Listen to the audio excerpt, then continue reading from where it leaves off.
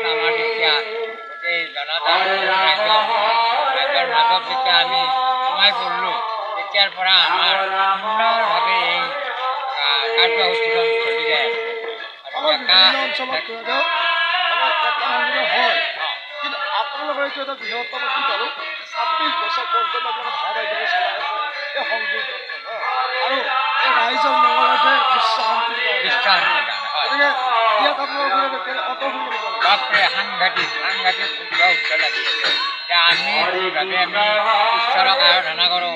সেইবাবে আমাৰ তলৰ শ্ৰেণীও যাতে ঈশ্বৰৰ প্ৰতি অতি হয়, সেইকাৰণে সেইটো উদ্দেশ্য লৈ আমি চলাই আছোঁ। আৰু সেই হিচাপে আমাৰ ডেকা ডেকেৰীসকল বহুত আগবাঢ়ি আছে আমাৰ পিছে পিছে। ইয়াত বহু দূৰণিৰ পৰা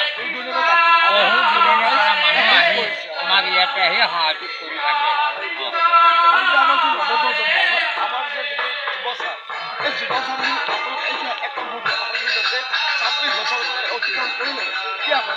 বঢ়িয়া বঢ়িয়া মানে জনগণে মানে বাকী নাই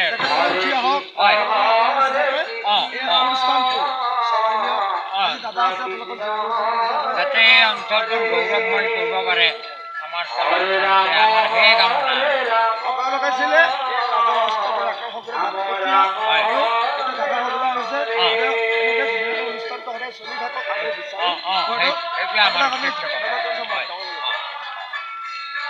আমাৰ চুবুৰীয়া শান্তি নহয় বা গাঁৱৰ শান্তি নহয়, বিশ্ব